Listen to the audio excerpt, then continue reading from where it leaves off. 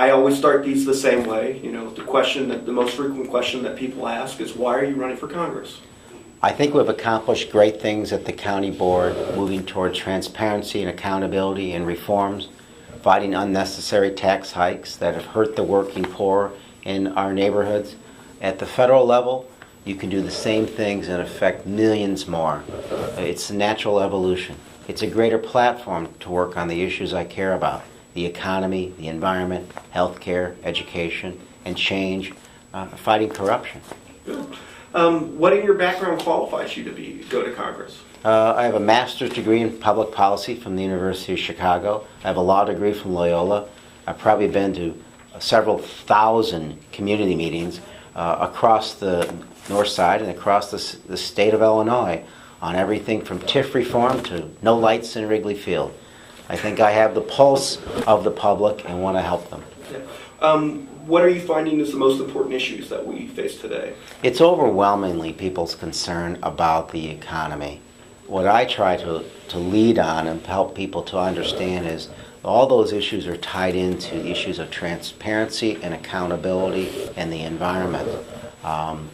We need to move forward creating jobs that are green jobs, sustainable jobs, jobs that do more than just put people to work. It's a new world out there and a worldwide economy. But clearly, the public's greatest concerns right now are the economy and the corruption that exists in the state of Illinois. When you talk to voters, how are they responding to the message of green jobs? They get that. I mean, once you get it past the issue of this sort of hypothetical notion of what a green job is, it can be something as simple as transit jobs. Now, I think our stimulus package needs to have a greater focus on transit for a lot of different reasons, because that deals with the issue of global warming. It deals with the issues of urban sprawl and pollution and the economy and getting people to come to this city. We shouldn't be stuck on slow zones from O'Hare to downtown if we expect people to come and visit our city. It also addresses the issue of our dependence on foreign oil, which is now a national security issue. Absolutely. What is your vision? Is there any specific issue that you want to champion in Congress? I think if you make government work more efficiently and it's more transparent, everything will flow from that. And I quote the president talking about that. He wants greater transparency and accountability. Well, the first economic recovery package was TARP. And the banks and the Fed are telling people they don't want to tell them what happened to that money. Well, did it work? Who got it? How was that money used? It's the taxpayers' money. Was it used for hoarding? Was it used to buy other banks? Or was any of it used to actually create credit for people on Main Street and people on the side streets who want to work? Right, and we don't know that yet. How do you think Congress can help the economy? I think an appropriate stimulus package at the beginning helps. And again, I would focus less on building new highways and more on building transit systems. Think about it this way. The debt-driven recovery package will take decades to pay for. So the work that people are doing should be work in projects that last a long time. If we're simply just repaving streets only, those will have to be repaved again 10 times in the lifespan of that debt. If we're rebuilding our transit system, we're going to create green jobs and do a lot of other things that help our country and our nation on other issues. It has to be more than just simply busy work right now. It has to have a long-term impact. It is sort of interesting that we're focused on rebuilding bridges that are 40 years old, but ignoring a transit system, a mass transit system that's, 100 or so years old? Well, people are having a hard time affording cars or the gas that goes in them. It's much better for the environment, it's much better for the economy, especially in an urban area like this, to have a transit system that works, because that will get people to those jobs. Absolutely. Another blogger wanted me to ask, are you for or against single-payer health care? I think we should move towards single-payer. I'm in support of universal health care. What I'm finding campaigning, as I'd suggest to anybody who blogs or research this, is a lot of people are really comfortable with the way their insurance pays for their system.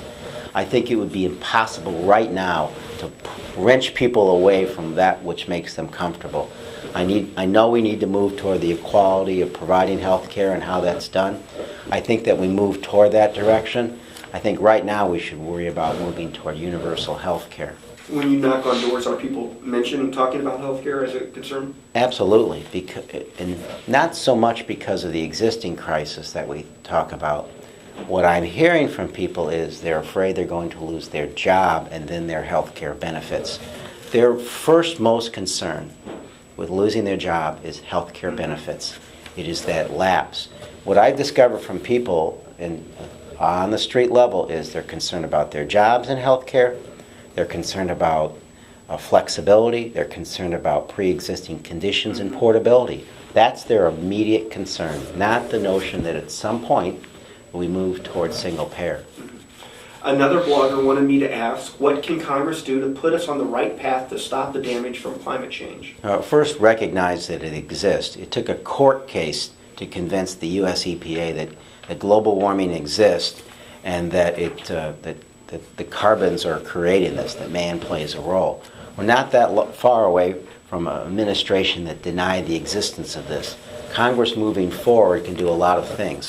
First, overcome the shame that was the Kyoto Protocol and how the U.S. was not involved with the international aspects of climate change. Second, our best practices. The government of the United States and all governments can do much, much better in actually doing what they can to reduce their contributions to global warming. And obviously the Environmental Protection Agency and emissions trading issues are there. I mean, some of it can be very simple and improve a lot of things, like increasing corporate average fuel efficiency of cars. If you did that, among the other benefits is you simply wouldn't need to think about drilling in the Anwar or along our coast. Right, exactly. Discuss what Congress needs to change with regard to the Patriot Act and FISA. I think Ben Franklin's, I'm paraphrasing, and said something very important. He said, you know, those that would give away their liberties at a time of some risk don't deserve them when there is no risk. Obviously, I have faith in the courts.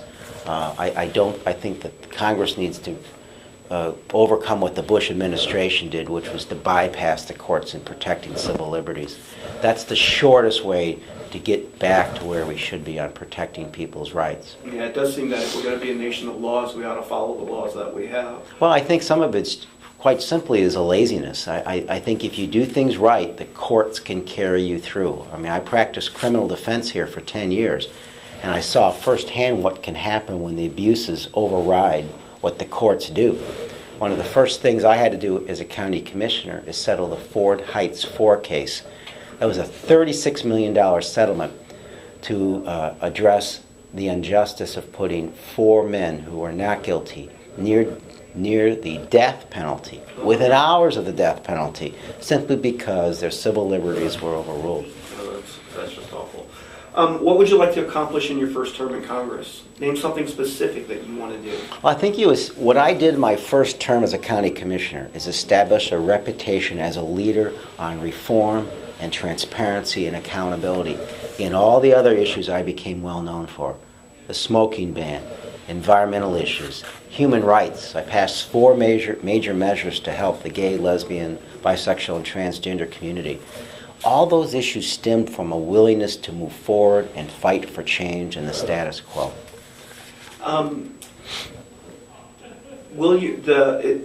This is another question that comes from, it's perpetual on the progressive blogs, but will you caucus with any group, in Congress? Certainly caucus with the progressive group. Progressive caucus. I will certainly caucus with the progressive caucus. There's several others that deal with the environment and transportation and others. I got the question before I got on the county board, and I learned it took a while to actually serve before I recognize who gets something done, right, who's constructive, which ones are more partisan than other. I'll work with anybody to get something constructive done. I think sometimes the outsider's view of what takes place internally, as I've learned in Congress, at City Hall, in the General Assembly, is a little skewed. And I think you get there and you realize who gets things done, who is constructive, and I want to work with those people. There you go. What committees would you prefer to join if you were elected? Whoever wins this race will be the lowest ranking congressperson. That's exactly right. They are going to get a broom at the end of the day and say, here, sweep up. I don't know that you're going to have that many choices to start. Obviously, I'd love to work on environmental issues and healthcare issues and education and commerce and to try to fix the economy. I recognize the limitations of the lowest ranking freshman congressman. And again, I'll work with everyone to get something done. What kind of responses have you been getting from voters? You know, our first poll showed us 8 points up. Subsequent polls by other candidates showed us also winning. I think that the message of reform and change works, and we have pushed it the hardest of any of these candidates. That should be no surprise, because lest we forget, the President of the United States, I think, said something about change. Change we can believe in. I think that's the essence of our candidacy here. Don't ask anybody what they'll do about change. Ask them what they've done. I have a 10-year track record of fighting for change. So my change is change you can believe in. There you go. What else should people know about you? When I ask this question, I mean, tell me something that everybody doesn't know about Mike Quigley. I play hockey. You play hockey? I play hockey with the same spirit that I play government. And that is, I may be one of the smaller guys on the ice, but I never give up. I have perhaps 300 stitches on my face from playing hockey most of my life. But it was that same spirit that I didn't give up passing the smoking ban. I didn't give up getting a new domestic violence courthouse or expanding a woman's right to choose in Cook County. And I won't give up in Washington fighting for them. Well, thank you for taking time for this. Sure. I'm glad it's here.